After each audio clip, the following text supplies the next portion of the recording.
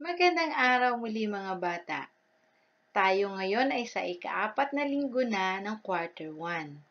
Para sa ating aralin, ngayon sa ating araling Panlipunan 6, tatalakayin natin ang kababaihan sa rebolusyon.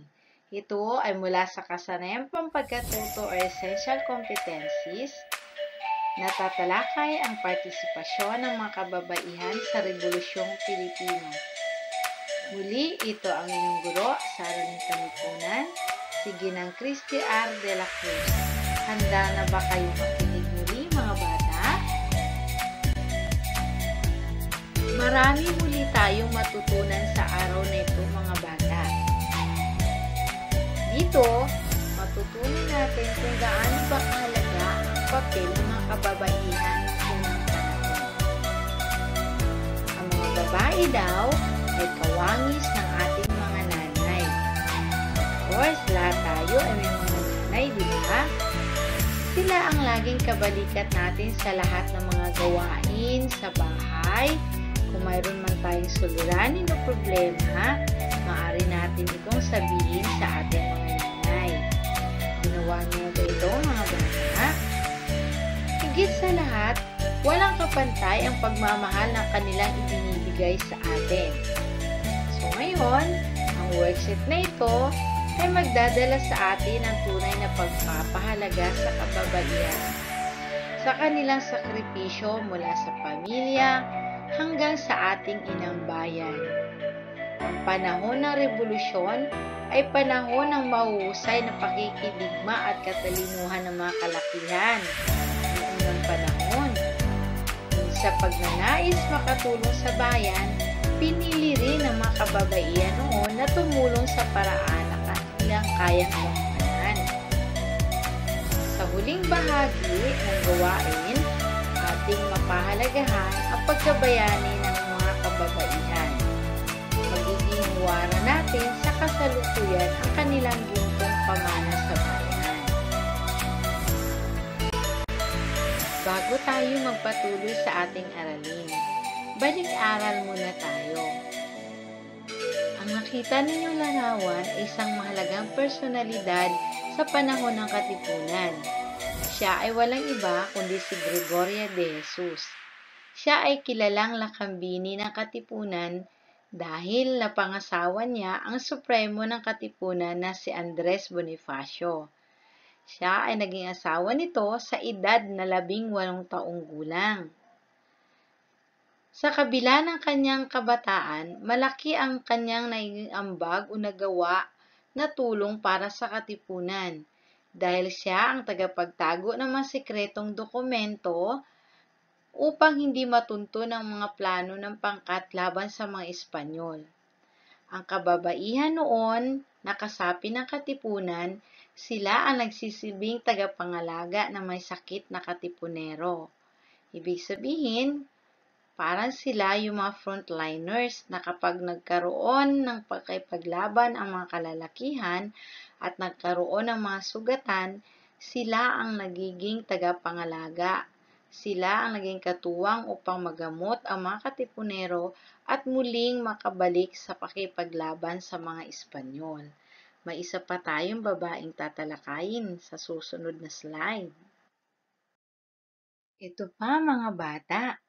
May isa pa tayong mahalagang personalidad kung saan napakalaki rin ang kanyang naiambag sa ating mga katipunero noong panahon ng mga Espanyol. Siya ay may edad na, ibig sabihin, senior citizen na si Lola. Pero, gayon pa man, malaki ang kanyang naitulong. Ito ay walang iba kundi si Melchora Aquino o kilalang si Tandang Sora. Siya ay may bahay noon at para makatulong sa mga kawal ng mga Pilipino na mga sugatan, binuksan niya ang kanyang bahay sa Caloocan upang maging silbing tahanan din ng mga sundalong sugatan at may karamdaman. Tingnan niyo mga bata, sa gulang na 84 na taong gulang niya, itinaguyod niya ang mga kawal na Pilipino na mabigyan ng kalinga sa kalusugan sa gitna ng digmaan. Kaya lalong naging malakas ang ating mga katipunero noon dahil naging inspirasyon nila si Tandang Sora.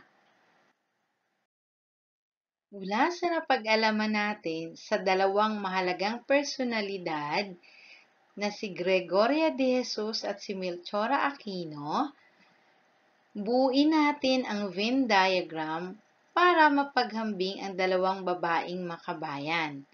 Nakita niyo ba, mga bata, ang dalawang bilog? Mayroon sa bahagi ni Gregoria de Jesus ng kanyang pagkakaiba kay Melchora Aquino. Ganin dun si Melchora Aquino, may pagkakaiba din siya kay Gregoria de Jesus. Subalit, may pagkakatulad din silang dalawa sa kanilang mga nagampanan sa panahon ng Katipunan. Kaya mula sa ating natalakay kanina, mayroon tayong kahon sa ibaba o sa susunod na slide.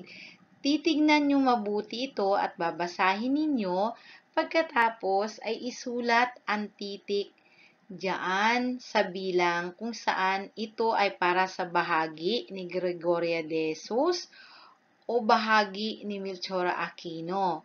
Kung ito naman ay pagkakatulad nila na gawain na dalawa, isusulat naman ito diyan sa bilog ng pagkakatulad. Naunawaan ba ninyo, mga bata? Yan ay sasagutin ninyo diyan sa inyong module. Muli, sa module na kayo sasagot sa bahaging ito para mabuo ang Venn diagram. Marahil ay natapos na rin ninyo ang inyong Venn diagram. So, tutungo na tayo sa susunod ninyong gawain sa unawain natin. Sa unawain natin, pinaalala ko sa inyo na maaari ninyong sagutan ito sa inyong module. So, ano yung gagawin? Pero bago tayo magsimula, alalahanin muna natin at tandaan na si Gregoria de Jesus at Melchora Aquino ay mga babaeng mahalaga sa panahon ng Katipunan. Hindi naging hadlang ang kanilang kasarian upang magkaroon ng mahalagang papel sa pakikibaka sa bayan upang makamtan ng ating inambayan ang kalayaan. So, napansin ninyo sa bawat tabi nila, mayroong mga nakalagay dyan na kanilang mga nagawa. Basahin ninyo dyan kung yan ba ay napagdaanan natin at natutunan natin mula sa kanilang kasaysayan. Bilugan ninyo ang check kung ito ba ay oo at kung hindi naman, bilugan nyo ang ekes. Maaari nyo itong gawin at sagutan sa inyong module. Hindi nyo na kailangan kumuha pa ng papel. Sa module na kayo muli, sumagot para sa unawain natin.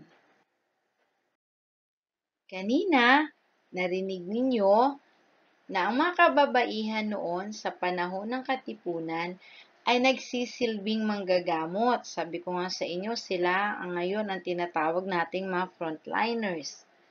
Sila ang gumagamot sa mga sugatang kawal, sa samahang himagsikan.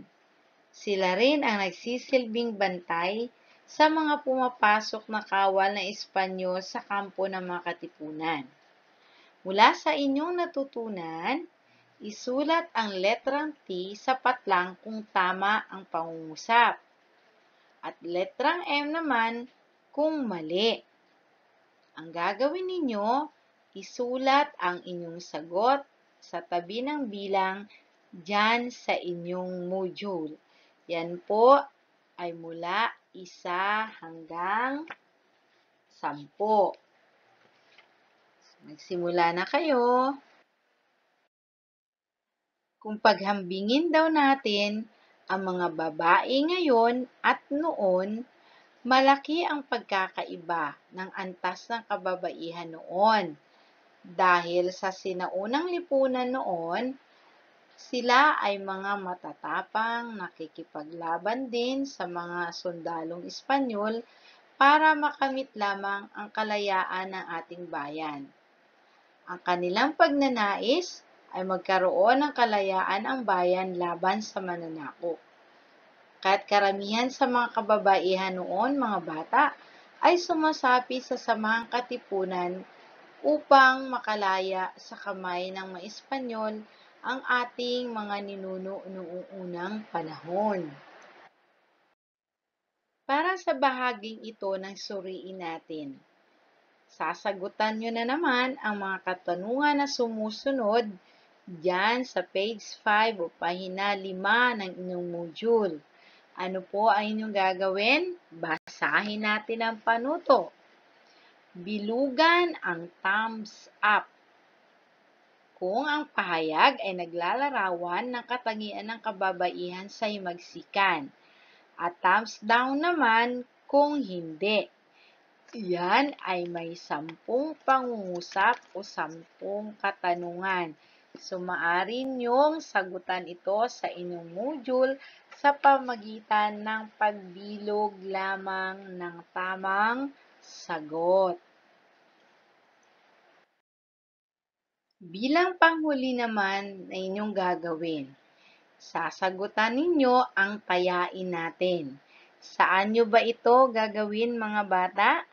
Ang tayain natin, kumuha kayo ng isang bukod na long na coupon band or intermediate pad o kaya ay yellow pad. Tapos, lagyan nyo ng pangalan, lagyan ng araw or week. Pagkatapos, isulat ang bilang 1 hanggang 10. So, anong gagawin ninyo sa tayain natin? Bilugan ang letra lamang ng tamang sagot. Halimbawa, malaki ang papel na ginampanan ng kababaihan sa panahon ng himagsikan. Alin sa mga sumusunod ang nagpapakita ng pagmamalaki sa kababaihan? A. Pagsunod sa lahat ng utos nila. B. Paggalang sa kababaihan sa lahat ng pagkakataon. C. Pagbibigay ng sapat na tulong sa kababaihan sa kanilang karapatan. Letter D. Pagtatanggol sa kanila sa mali nilang gawain. So, muli, bilugan ang letra ng tamang sagot. Gagawin ito sa bukod na coupon band or kaya intermediate pad at kasama ito sa inyong ipapasa mamaya sa gagawin niyong likhain natin. Muli, ang ipapasa po lamang ninyo sa pasahan ng module ay ang tayain natin at saka ang likhain natin. Yang dalawa lamang na yan ang magkakasama para ipasa ninyo sa susunod na pasahan ng ating module. Sa bahaging ito ng likhain natin, mga bata, so bago ako magsisimula sa inyo, ihanda nyo na muna ang inyong kagamitan, lalo na ang long bond paper. Kung may kailangan ng Crayola, gumamit kayo ng Crayola. Ano muna ang inyong gagawin pagkatapos yung iguhit ang mga katanungan na napapaloob dito? Piliin lamang ang mga nagawa ng kababaihan sa katipunan. Isulat sa talahan na yan sa ibaba ang letra ng tamang sagot. So, maaari niyong kopyahin o gayahin yang inyong nakikita ngayon. Subalit, kayo lamang po ang gagawa dahil kayo ay nasa 6 na baitang na. Papatnubayan kayo ng inyong mga magulang, ng inyong mga kapatid na mas nakakatanda pa sa inyo. At pakisabi, mga bata, marami pong salamat, sabi po ni Ma'am De La Cruz, dahil sa tulong at pagtatyaga ng inyong magulang sa inyo sa panahon ngayon ng pandemya.